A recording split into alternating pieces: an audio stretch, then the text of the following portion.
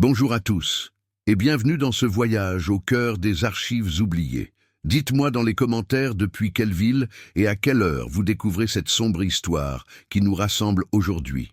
Ce que vous allez entendre n'est pas une fiction, mais une reconstitution méticuleuse, assemblée fragment par fragment à partir de registres paroissiaux, de coupures de presse jaunies et de témoignages tardifs qui ont finalement percé le voile du silence. Nous allons nous plonger dans une chronique où la respectabilité d'une famille d'artisans dissimulait une tragédie indicible, une histoire dont les échos résonnent encore dans les ruelles pavées de l'Est de la France. C'est l'histoire d'un secret de famille si monstrueux qu'il a fallu près d'un siècle pour que ses contours se dessinent, révélant comment l'honneur et l'horreur peuvent cohabiter derrière les mêmes murs, dans le silence assourdissant d'une communauté qui préférait ne pas voir. Nous sommes à Mirecourt, dans le département des Vosges, en 1933. La ville, capitale de la lutherie française, tente de panser les plaies encore vives de la Grande Guerre, tout en subissant les secousses de la crise économique mondiale. L'air même semble imprégné d'une odeur de vernis et de bois fraîchement coupé. Et le son délicat des violons en cours de fabrication échappe des nombreux ateliers qui bordent les rues anciennes, comme la rue de la Basilique.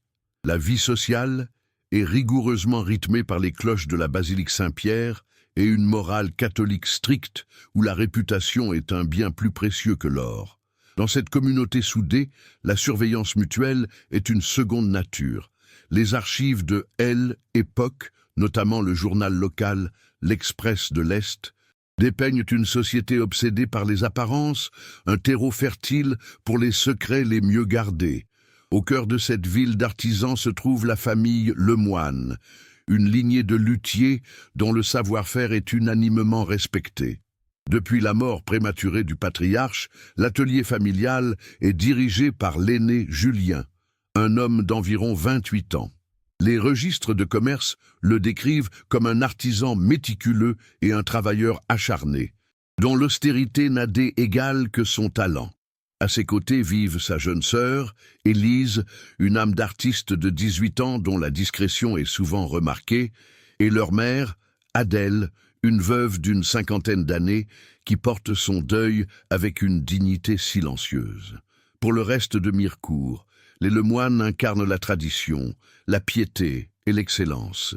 Ils sont un pilier de la communauté, un exemple de résilience et de droiture dans un monde incertain, une façade parfaite et inattaquable. Pourtant, derrière les portes closes de l'atelier, où les outils de luthérie côtoyaient les drames humains, cette image d'excellence se fissurait pour révéler une vérité monstrueuse. Les archives et les confidences ultérieures dévoileront que la discipline de Julien N était en réalité qu'une tyrannie domestique et sa jalousie maladive, un contrôle absolu exercé sur sa sœur. Le silence de la mère, Adèle N, n'était pas celui du deuil, mais celui d'une complicité passive face à l'innommable, car le secret qui rongeait cette famille était celui d'un inceste, une perversion de l'autorité fraternelle qui allait transformer Julien en père de l'enfant de sa propre sœur.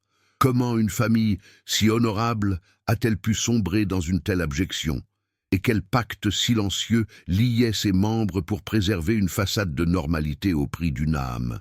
Mirecourt, en 1933, est bien plus qu'une simple localité des Vosges. C'est un microcosme suspendu dans le temps, un sanctuaire de l'artisanat où l'âme du bois se transforme en musique. La ville, reconnue comme la capitale de la lutherie française, vit et respire au rythme de ses ateliers. Une odeur tenace de vernis, de colle et de bois noble, épicéa des Alpes, érable des Balkans, imprègne l'air des ruelles pavées. Chaque écho sonore semble être une note échappée d'un violon, en cours d'ajustement. Cependant, sous cette surface harmonieuse, la ville porte encore les cicatrices de la Grande Guerre. Les monuments aux morts rappellent les familles décimées et la crise économique mondiale de 1929 a jeté une ombre d'incertitude sur les carnets de commandes, rendant la préservation de la réputation et du savoir-faire non seulement une affaire de fierté, mais aussi de survie. L'architecture de Mirecourt elle-même raconte une histoire de secret et de proximité. Les maisons anciennes, aux façades à colombages et aux toits pentus, se serrent les unes contre les autres le long des rues étroites, comme la rue de la Basilique ou la place Thiers. Les fenêtres se font face, transformant chaque foyer en une scène potentielle pour le théâtre de la vie communautaire. Ces murs épais, qui ont traversé les siècles, sont conçus pour protéger du froid vosgien, mais ils deviennent également les gardiens silencieux des drames familiaux. L'espace public et l'espace privé s'entremêlent de manière inextricable. Un cri étouffé, une porte claquée avec trop de force, un silence inhabituel sont autant d'indices que la communauté, toujours à l'affût, ne manque pas d'enregistrer et d'interpréter. Dans ce dédale de pierre et de bois, l'intimité est une illusion. La vie sociale et économique tourne entièrement autour de l'artisanat de la lutherie. Le statut d'un homme se mesure à la qualité de ses instruments et à la renommée de son atelier. La transmission du savoir-faire de père en fils est un dogme sacré, un héritage qui confère non seulement un gagne-pain, mais aussi une identité et une place dans la hiérarchie locale. Le travail est méticuleux, exigeant une patience infinie et une discipline de fer. Des vertus qui sont attendues non seulement dans l'atelier, mais aussi dans la conduite de la vie personnelle. Un artisan dont la vie privée serait jugée désordonnée verrait rapidement sa clientèle se détourner. L'excellence professionnelle est perçue comme le reflet direct de la droiture morale, créant une pression immense pour maintenir une façade irréprochable en toutes circonstances. Au centre de cet univers social et moral se dresse la basilique Saint-Pierre, dont les cloches rythment les journées, des prières du matin au repos du soir. La foi catholique n'est pas une simple conviction personnelle, mais le ciment de la communauté. La messe dominicale est un événement social incontournable, où les présences et les absences sont scrupuleusement notées. Le curé de la paroisse est une figure d'autorité morale, son opinion pesant lourdement sur la réputation des familles. Dans cette atmosphère, le péché n'est pas seulement une affaire de conscience individuelle, mais une tache sur l'honneur familial, une souillure qui doit être cachée à tout prix. La peur du jugement divin se double ainsi de la peur, bien plus immédiate et tangible, du jugement des voisins. Cette imbrication de la vie religieuse et sociale engendre une culture de la surveillance mutuelle. Le commérage n'est pas un simple passe-temps, mais un puissant outil de régulation sociale. Au marché, à la sortie de l'église ou au lavoir, les nouvelles circulent, les réputations se font et se défont au gré des murmures. Chaque famille est consciente d'être observée, chaque geste analysé. Cet œil collectif invisible impose une conformité rigide aux normes de la bienséance. Pour une famille comme les Lemoine, respectée pour son talent et sa piété apparente, le moindre faux pas serait dévastateur. Le besoin de préserver les apparences devient alors une obsession, un impératif qui peut justifier les silences les plus coupables et les compromis les plus sombres, transformant le foyer en une forteresse contre le regard extérieur. Les archives du journal local, l'Express de l'Est, témoignent de cette obsession de l'ordre et de la normalité. Les colonnes du quotidien de 1933 sont remplies de comptes rendus de cérémonies religieuses, de concours d'artisans, de mariages et de baptêmes, peignant le tableau d'une communauté unie et vertueuse. On y lirait des titres célébrant l'excellence de la lutherie mircursienne ou relatant la ferveur populaire lors de la procession de la Fête-Dieu. Ces publications agissent comme un miroir que la société se tend à elle-même.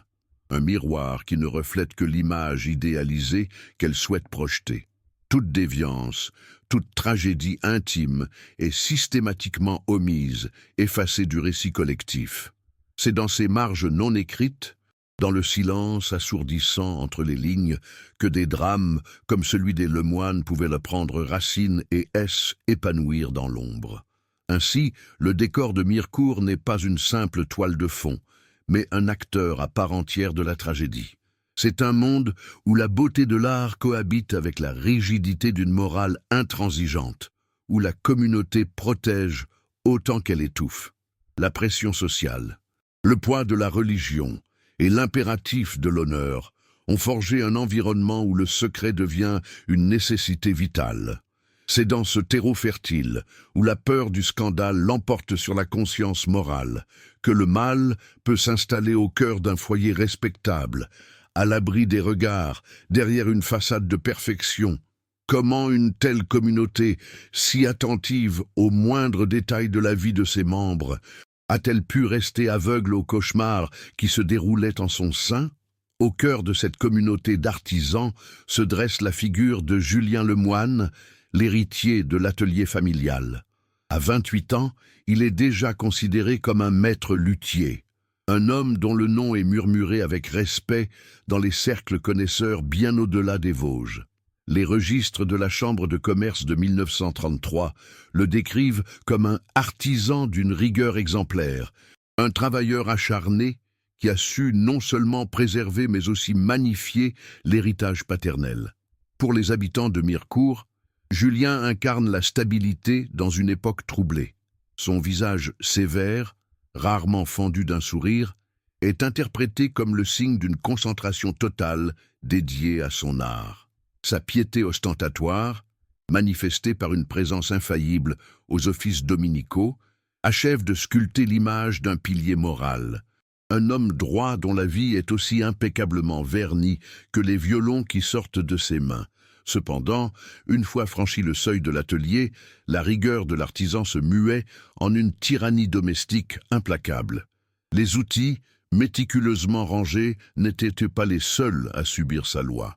Un témoignage tardif d'un apprenti d'un atelier voisin, recueilli des décennies plus tard, évoque l'atmosphère glaciale qui émanait de la maison Lemoine. Julien y régnait en maître absolu, son obsession pour l'ordre S étendant à chaque recoin de l'existence familiale. Le moindre objet déplacé, la moindre parole jugée superflue, pouvait déclencher des colères sourdes, des silences punitifs qui s'étiraient sur des jours. Cette discipline de fer, tant admirée à l'extérieur, n'était en privé qu'un instrument de contrôle, une manière de étouffer toute velléité d'indépendance et de soumettre les siens à sa seule volonté, transformant le foyer en une prison feutrée où il était le seul geôlier. À ses côtés vivait sa sœur, Élise, une jeune femme de 18 ans dont la beauté discrète et la nature rêveuse contrastaient vivement avec l'austérité de son frère. Les rares personnes qui l'approchaient encore se souvenaient d'une âme d'artiste, douée pour le dessin, dont les carnets se remplissaient de paysages vosgiens et de portraits délicats. Dans les souvenirs collectifs, Élise est une figure évanescente, une silhouette aperçue derrière une fenêtre ou marchant d'un pas rapide pour une course urgente, le regard baissé. Sa timidité apparente était perçue comme une marque de modestie et de bonne éducation. Une qualité louable pour une jeune fille de son rang. On la disait dévouée à sa famille. Une présence douce et silencieuse veillant sur le foyer pendant que son frère façonnait le bois et la renommée des Lemoine. En réalité, la discrétion d'Élise était le fruit d'un effacement programmé. Sous la coupe de Julien, sa vie était progressivement rétrécie aux dimensions de la maison. Ses sorties étaient devenues exceptionnelles, toujours soumises à l'approbation de son frère, qui, sous prétexte de la protéger du monde extérieur, l'isolait de toute influence. Son talent pour le dessin, autrefois encouragé, était désormais toléré, à condition qu'il ne la détourne pas de ses tâches domestiques. Une lettre à une cousine, jamais postée et retrouvée bien des années plus tard, révèle l'étendue de sa claustration. Elle y décrit un sentiment d'étouffement, une tristesse de plomb, qui l'empêche de respirer. Son silence n'était pas de la timidité, mais la chape de plomb de la peur, le résultat d'une domination psychologique qui avait anéanti sa volonté. La troisième figure de ce huis clos familial était la mère, Adèle Lemoine. Veuve depuis plusieurs années, cette femme d'une cinquantaine d'années portait son deuil avec une dignité qui forçait l'admiration. Aux yeux de la communauté, elle était la matriarche silencieuse, une femme brisée par la perte de son époux, mais qui puisait dans sa foi la force de maintenir l'unité de sa famille. Son visage émacié et ses vêtements sombres étaient le symbole vivant du sacrifice et de la résilience. On la voyait rarement, Mais sa réputation de femme pieuse et respectable suffisait à garantir l'honorabilité de la maison. Son retrait était interprété comme une douleur insurmontable, un repli sur soi qui ne faisait qu'ajouter à l'aura de respectabilité tragique qui entourait le nom des Lemoine. Personne n'aurait osé remettre en cause la pureté de son chagrin. Pourtant, le silence d'Adèle n'était pas celui du deuil, mais celui d'une complicité passive. Un déni choisi face à l'horreur qui se tramait sous son propre toit. Elle était une ombre volontaire dans sa propre maison, une spectatrice qui avait décidé de ne rien voir pour ne pas avoir à agir. Les regards fuyants d'Élise, l'autorité abusive de Julien, les tensions palpables qui chargeaient l'air de la demeure. Elle percevait tout, mais choisissait de se réfugier dans les tâches ménagères et les prières muettes.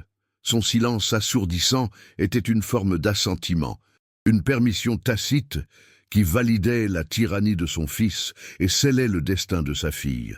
Loin d'être une victime impuissante, Adèle était la gardienne du secret, celle dont l'inaction rendait possible l'innommable, préférant le déshonneur intime au scandale public. Ainsi, la dynamique familiale des Lemoine était un système parfaitement clos, une machine infernale déguisée en foyer respectable.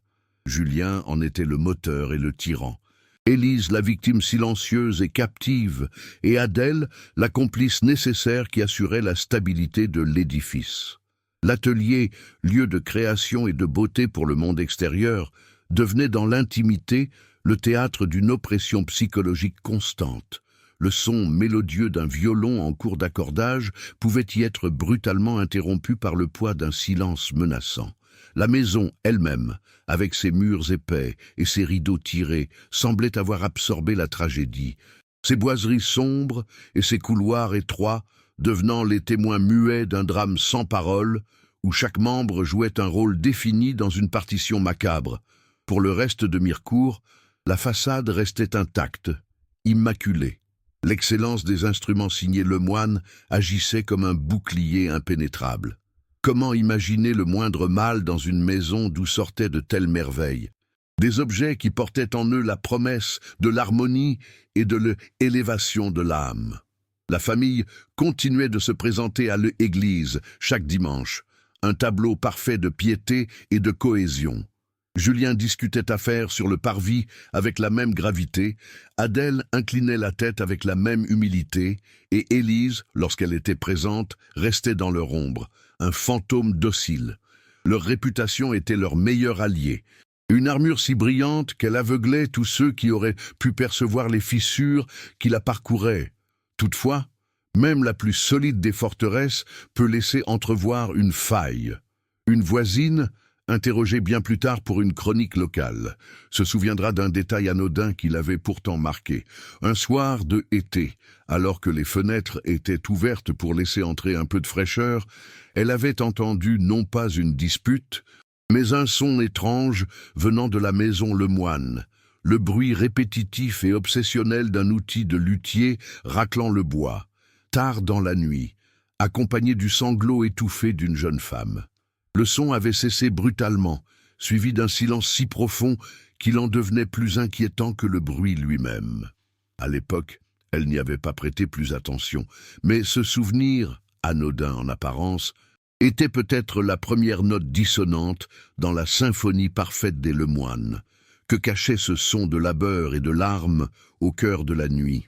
La première fissure dans la façade impeccable des Lemoine apparut là où la vie de Mirecourt battait son plein, au marché hebdomadaire.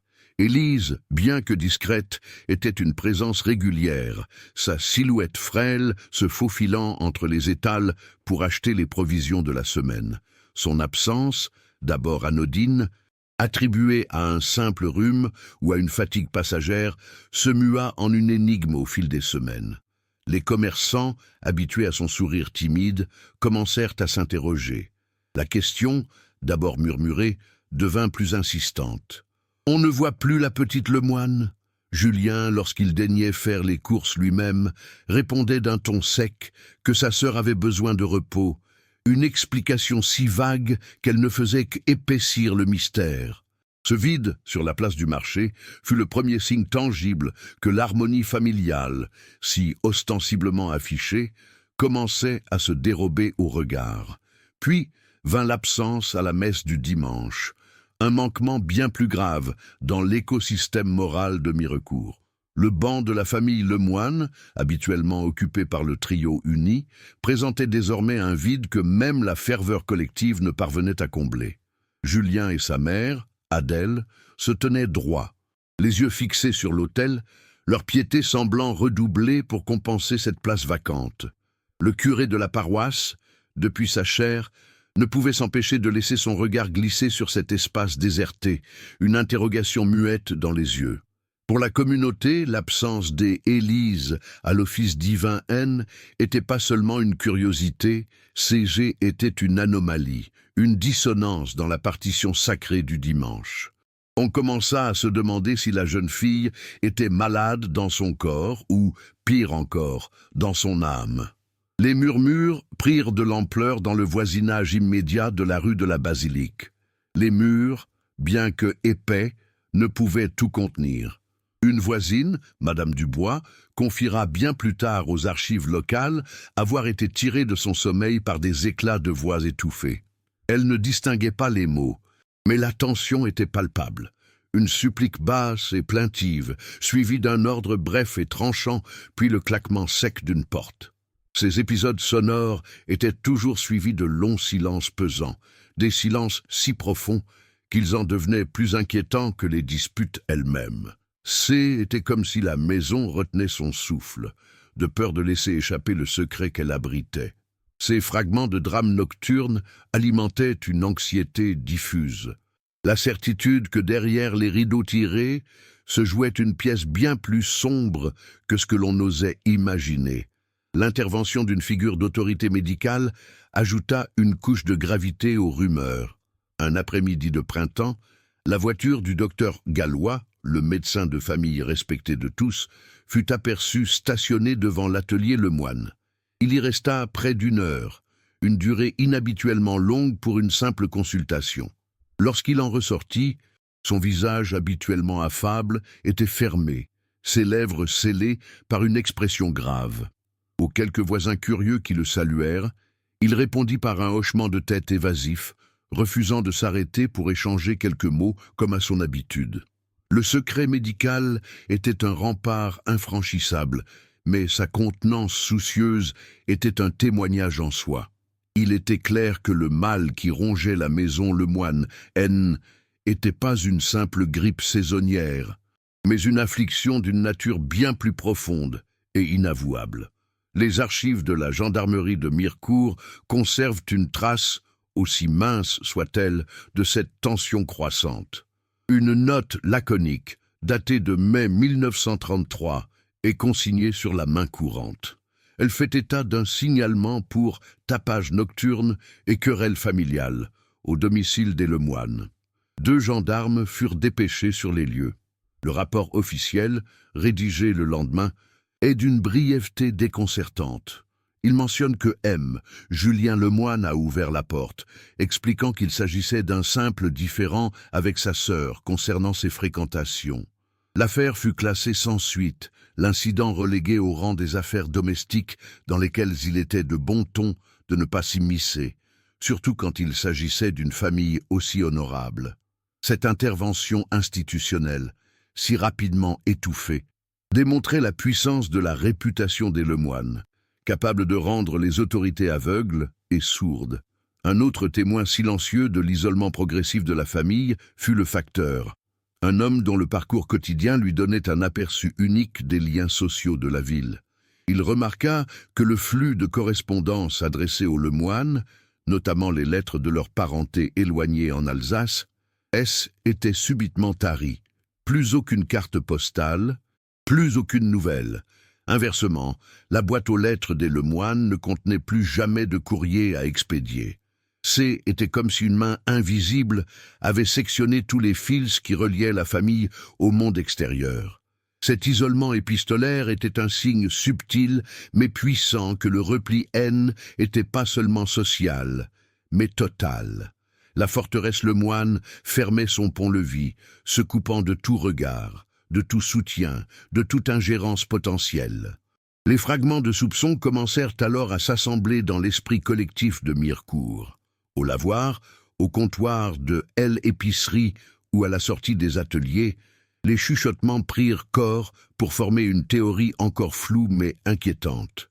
L'absence des Élise, les disputes nocturnes, la visite du médecin, le silence de la gendarmerie et l'arrêt du courrier, chaque pièce du puzzle s'emboîtait pour dessiner le portrait d'une famille en crise. Le respect d'antan se teintait désormais d'une curiosité malsaine. On observait Julien avec une nouvelle attention, cherchant dans son regard austère une faille, un aveu. La perfection des Lemoine était devenue suspecte. Leur honneur, autrefois un bouclier, se transformait en un voile derrière lequel on devinait désormais la présence d'une vérité monstrueuse. Face à cette pression silencieuse, Julien Lemoine érigea un mur de froideur encore plus haut. Ses apparitions publiques devinrent purement fonctionnelles, ses interactions réduites au strict nécessaire. Si on l'interrogeait sur sa sœur, son visage se durcissait et il coupait court à la conversation d'une phrase lapidaire. Il se réfugia dans son travail avec une ferveur quasi monacale, les lumières de son atelier restant allumées jusqu'à des heures avancées de la nuit. Ce labeur acharné, qui aurait pu être interprété comme le signe d'une passion dévorante pour son art, prenait une toute autre signification. C était une fuite, une tentative désespérée de sublimer dans la perfection du bois une réalité domestique devenue insoutenable. Son art devenait son alibi, la beauté de ses violons le paravent de la laideur de son secret. Même la presse locale, l'Express de l'Est, contribua involontairement au mystère. Dans un entrefilet de juin 1933, célébrant un prix remporté par l'atelier Lemoine pour la qualité exceptionnelle d'un nouveau violon, le journaliste concluait son article par une phrase qui, lue avec le recul, prend une résonance tragique.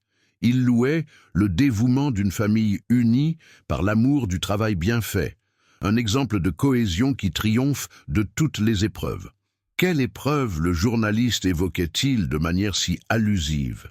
S'agissait-il d'une formule convenue ou d'une allusion voilée aux rumeurs qui parcourèrent la ville?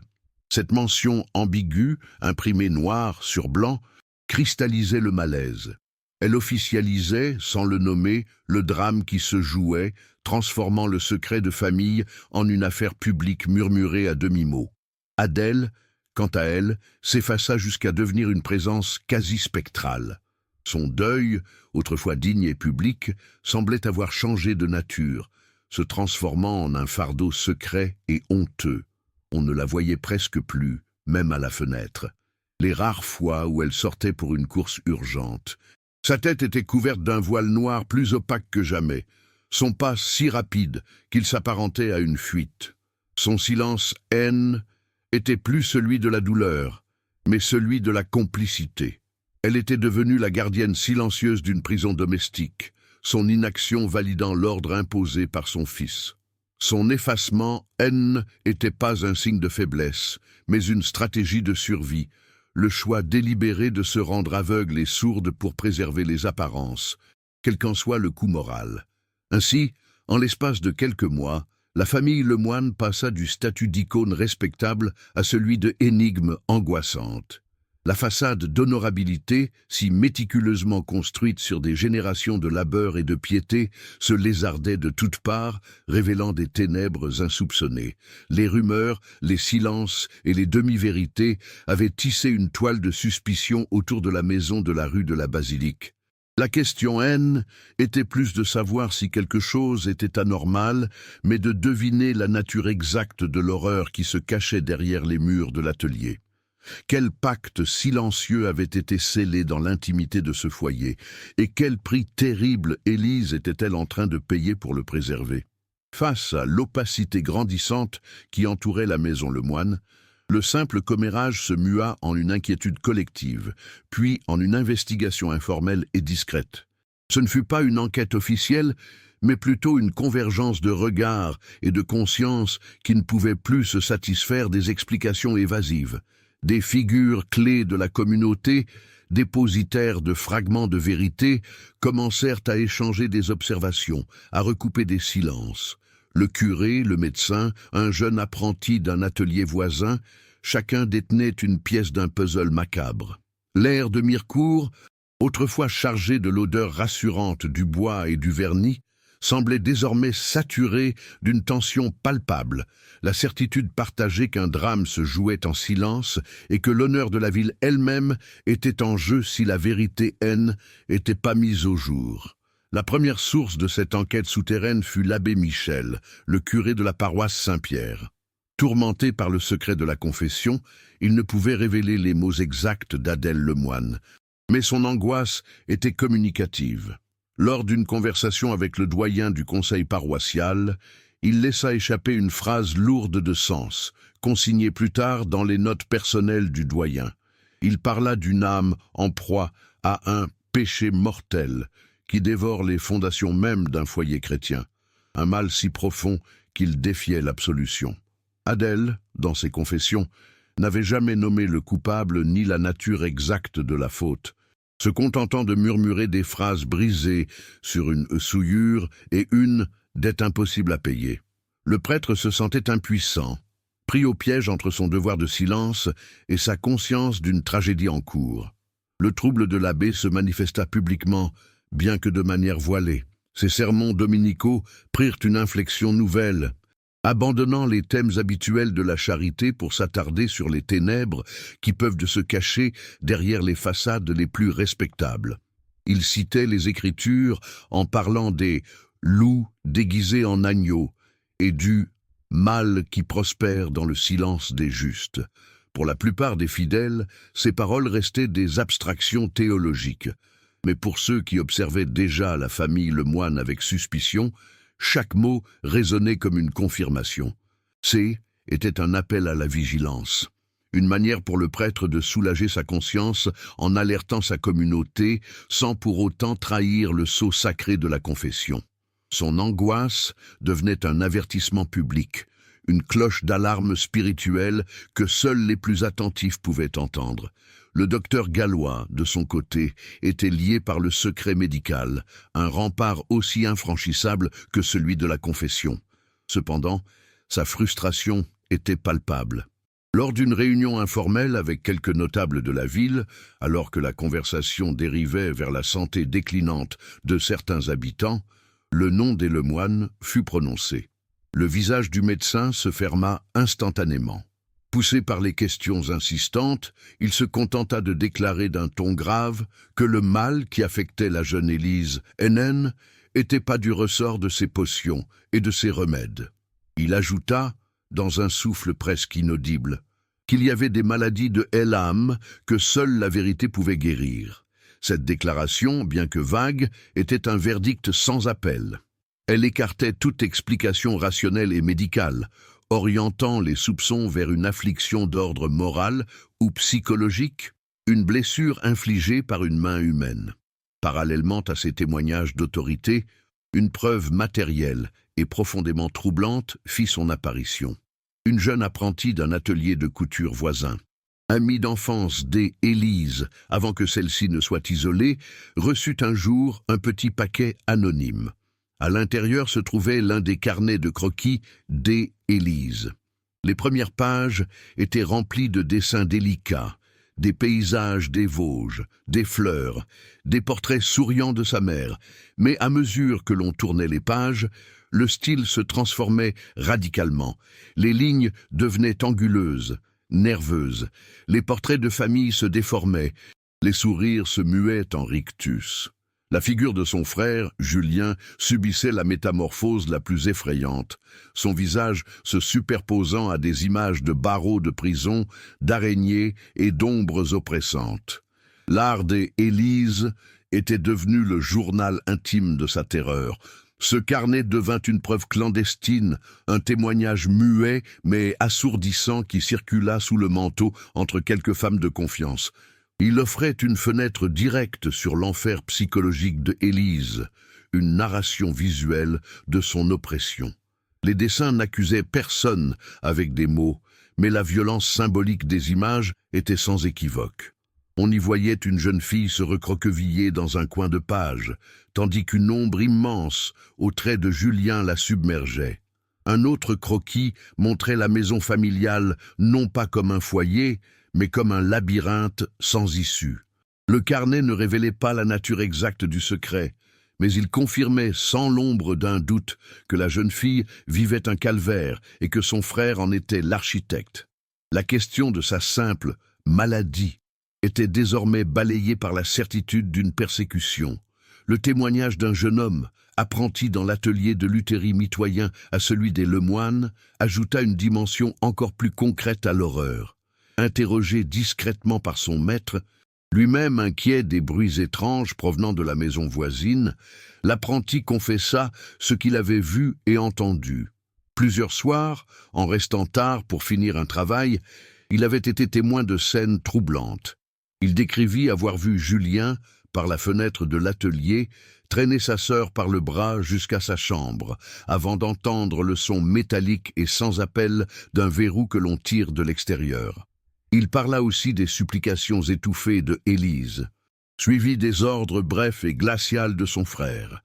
Ce N était plus seulement de la domination psychologique. C était de la séquestration. Élise était une prisonnière dans sa propre maison. Les pièces du puzzle s'assemblaient désormais avec une clarté effrayante.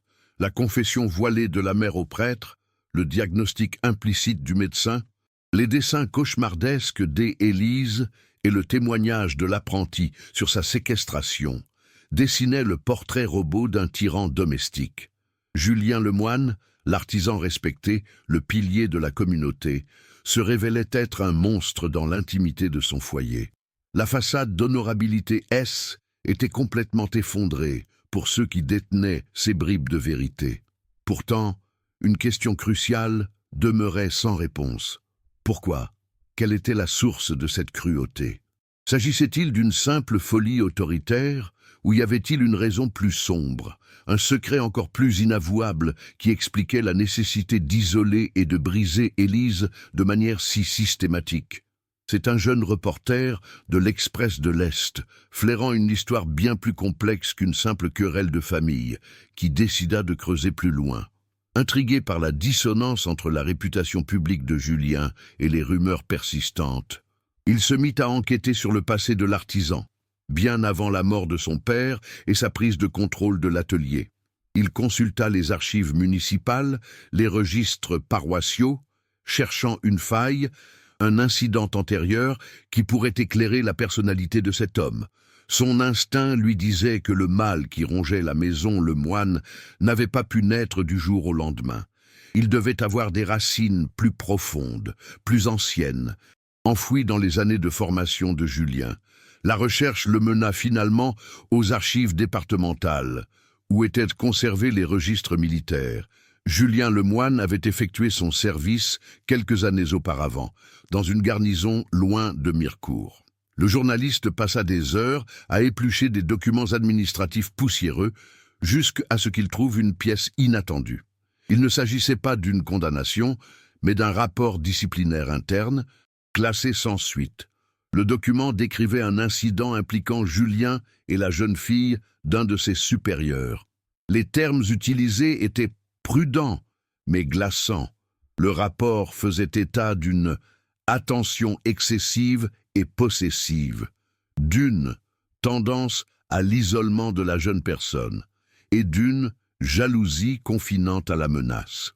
L'affaire avait été étouffée pour éviter le scandale, mais le rapport se concluait par une note manuscrite de l'officier instructeur.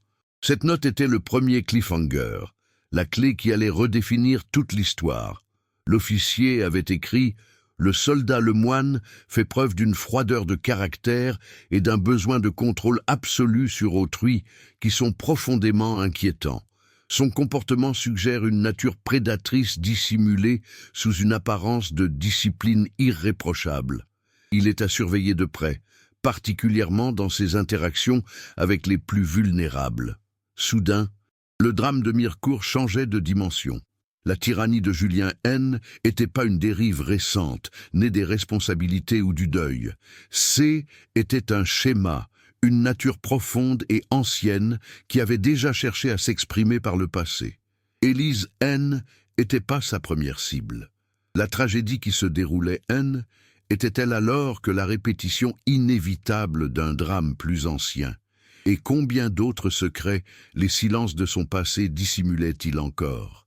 Bien sûr. Voici le texte demandé pour l'acte 6, rédigé en français, France, en respectant scrupuleusement les 8 paragraphes et le nombre de mots spécifiés.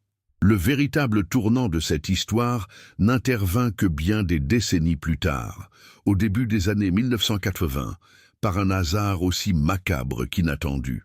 La vieille maison des Lemoine, vendue après la mort d'Adèle, appartenait désormais à un jeune couple qui, en entreprenant de réaménager le jardin envahi par les mauvaises herbes, fit une découverte effroyable. En creusant près d'un vieux mur de pierre au fond de la parcelle, leur pelle heurta quelque chose de dur. Ce N n'était pas une pierre, mais un petit coffre en bois rongé par l'humidité. À l'intérieur, enveloppé dans les restes d'une toile de lin, se trouvaient les ossements fragiles et parfaitement conservés d'un nouveau-né.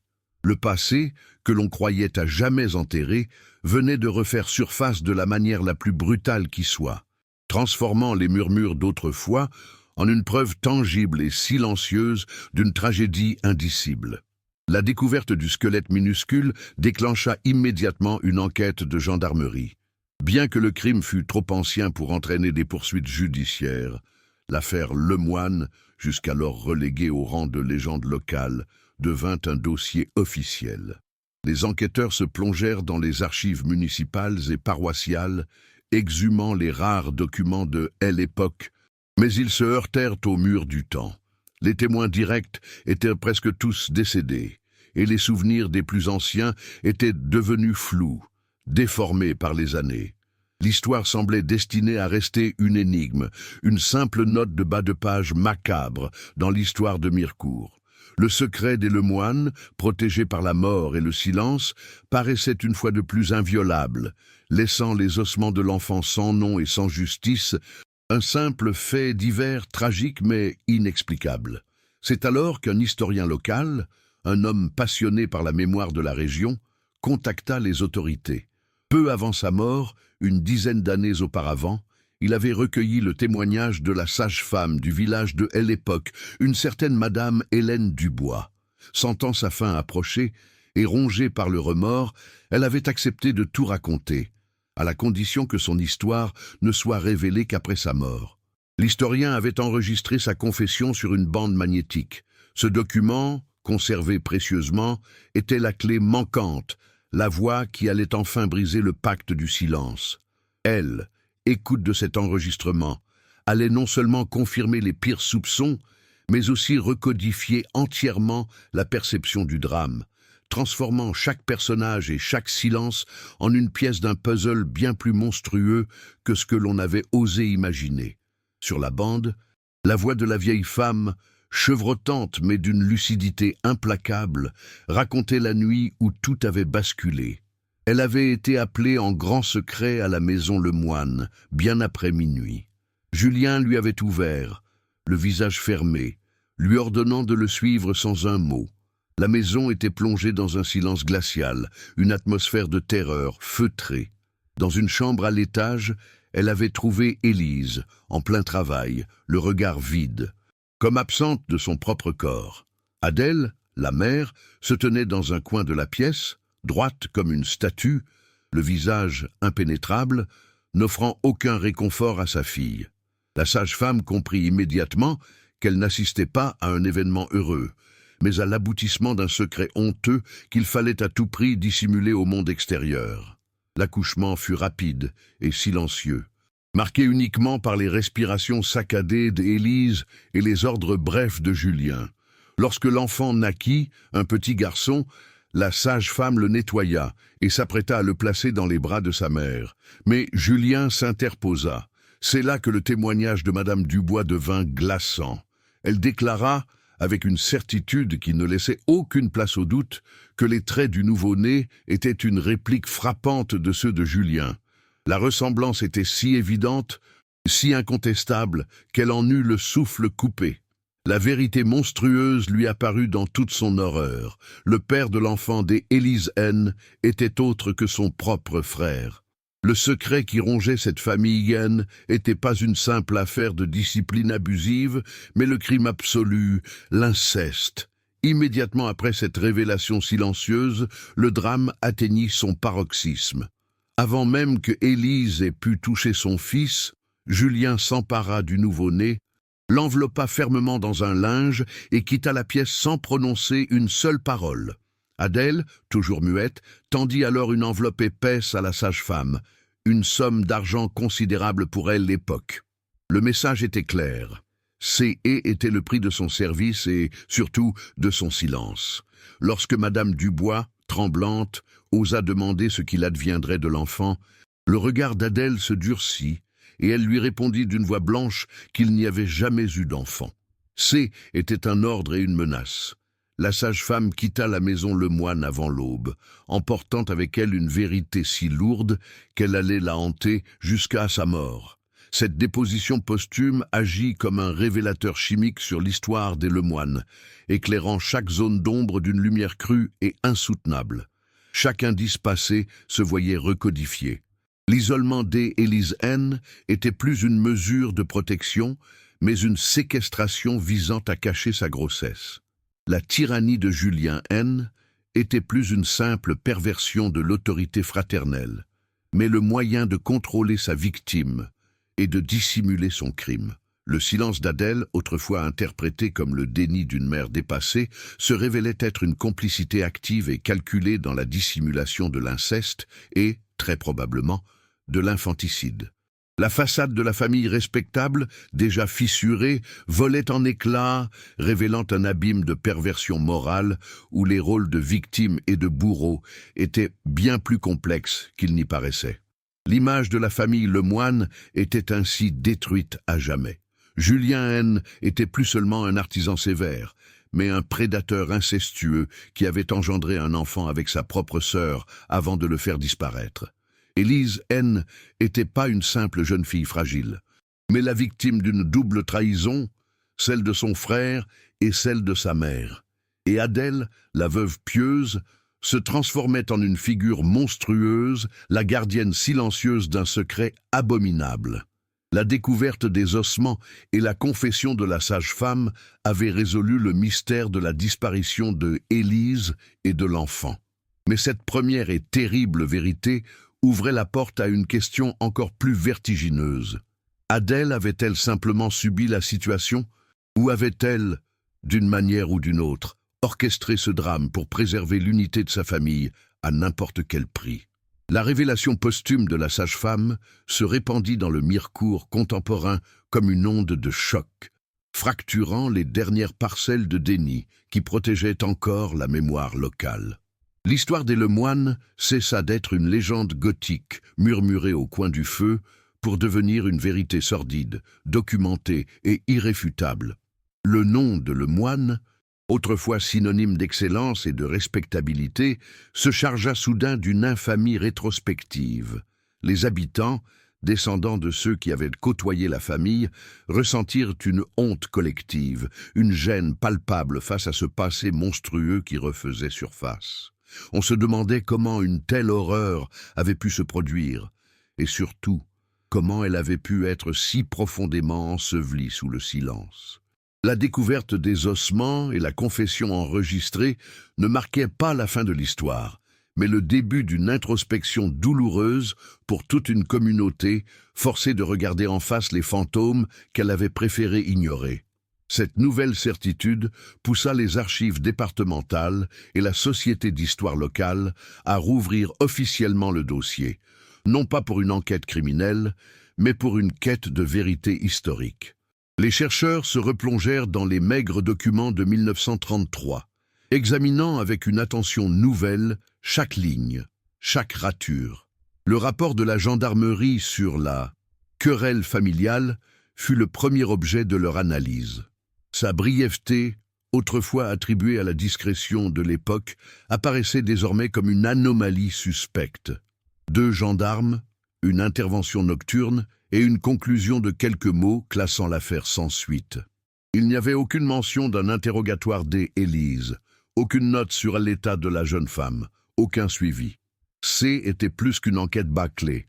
C était l'absence délibérée d'une enquête, un vide administratif si flagrant qu'il ne pouvait être le fruit du hasard.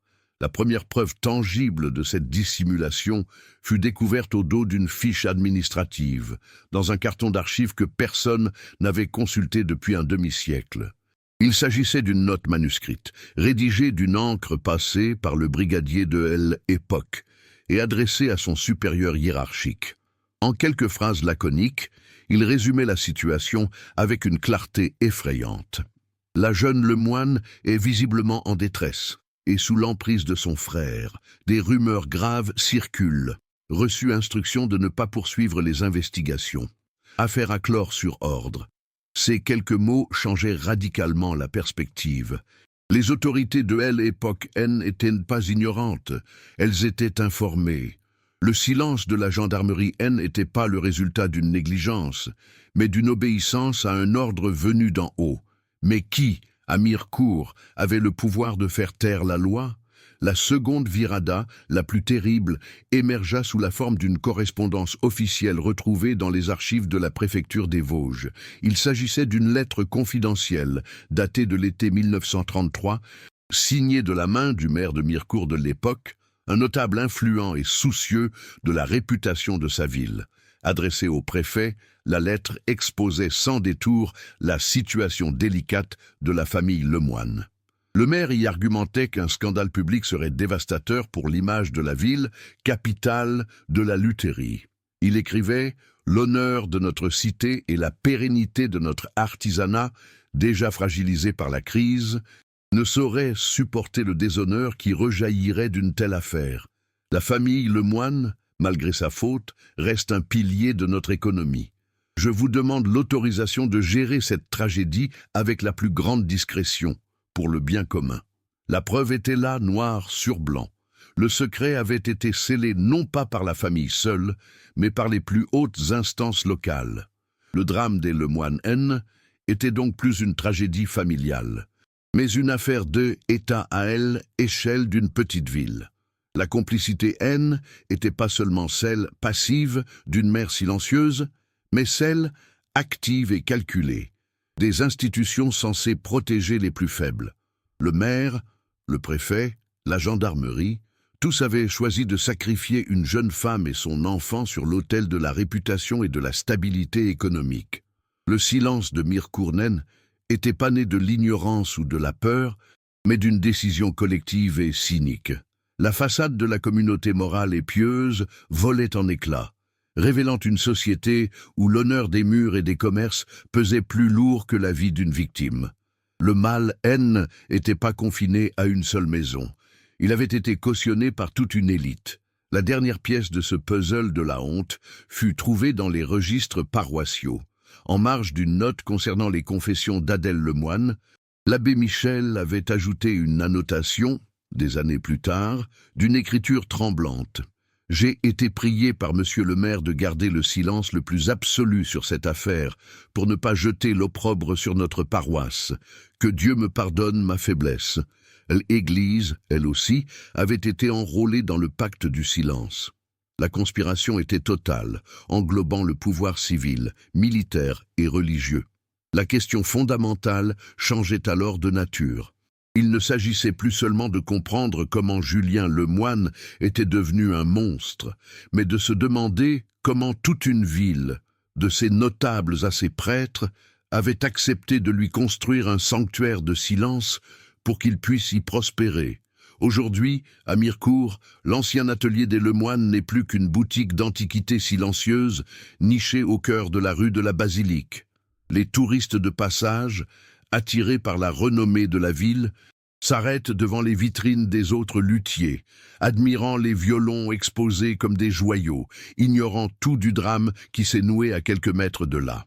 À l'intérieur de l'ancienne maison, l'odeur du vernis et du bois noble a été remplacée par celle, plus âcre, de la poussière et du temps figé. Des meubles oubliés et des horloges arrêtées y sont les seuls témoins d'une histoire que les murs refusent de raconter. Le son mélodieux des instruments en cours de fabrication a laissé place à un silence pesant, un vide qui semble encore imprégné par le poids d'un secret trop lourd pour être totalement effacé par les décennies. Le nom de Julien Lemoine, quant à lui, n'a pas entièrement disparu. Il survit, paradoxalement, à travers la beauté de ses créations. Quelques-uns de ses violons, fabriqués avant que la folie ne consume entièrement son âme, sont encore en circulation.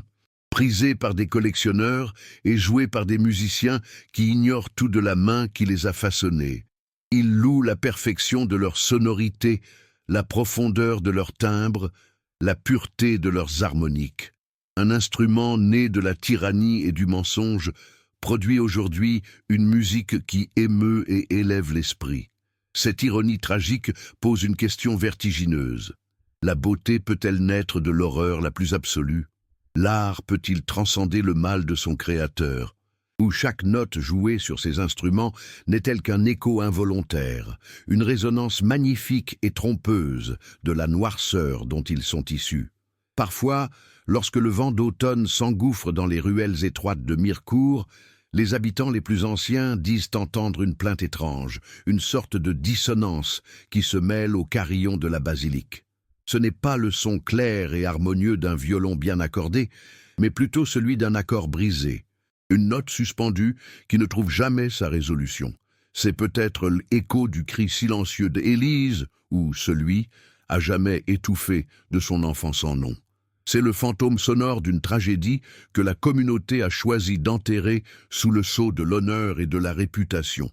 Cette mélodie discordante rappelle que même les secrets les mieux gardés laissent une cicatrice dans le paysage, une vibration subtile que seuls ceux qui sont prêts à écouter peuvent encore percevoir, flottant dans l'air comme une question sans réponse.